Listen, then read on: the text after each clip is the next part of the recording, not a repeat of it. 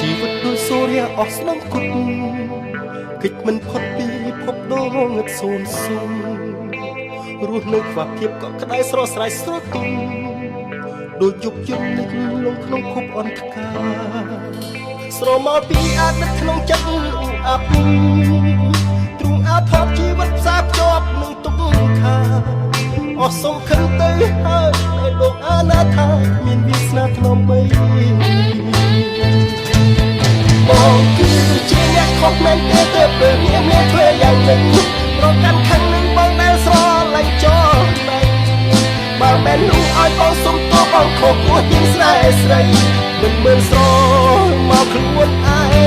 ងបងជាប្រតែឆ្លប់កញ្ចក់មិនមេត្តាមិនមើលខ្លួនប្រាណមិនប្រមាថប្រាថ្នាកលយានមិនកោតក្រែងធ្វើឲ្យអូនដាក់អន់ចិត្តតែចំបែងរំខានចិត្តខ្ញុំបង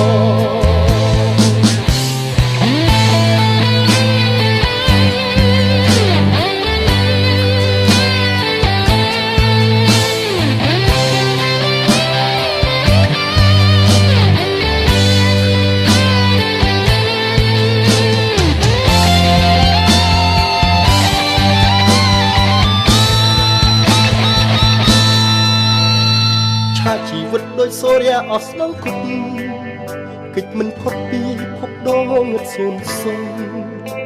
រស់នៅខ្វះភាពកក់ក្ដៅស្រស់ស្រាយស្រទន់ដូចយុគយន្តនេះលងក្នុងភពអន្តការស្រមោលពីអាណិតក្នុងចិត្តអ៊ូអាប់ទ្រង់អាផតជីវិតផ្សារភ្ជាប់នឹងទុក្ខខាអស់សង្ឃឹមទៅហើយលោកអាណាថាមានវាសនាធ្នមបីខុសមែនទេទើបឃើញមានធ្វើយ៉ាងនេះប្រកាន់ខឹងនឹងបងដែលស្រឡាញ់ចោលដៃបើមែននោះឲ្យបងសុំទោសបងខុសព្រោះជាងស្នេហ៍ស្រីមិនមើលស្រមកខ្លួនឯងបងជាប្រតែឆ្លប់កញ្ចក់មិនមេត្តាមិនមើលខ្លួនប្រាណមិនប្រមាថប្រាថ្នាកលយានមិនកោតក្រែងធ្វើឲ្យអូនដាក់អន់ចិត្តតែចំបែងរូបគេចិត្តខ្លួនបង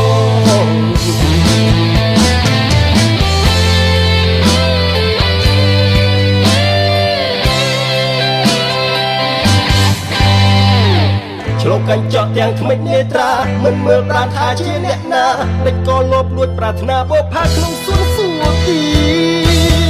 បងគឺជាអ្នកខុសមែនទេទើបពេលនេះមានធ្វើយ៉ាងនេះ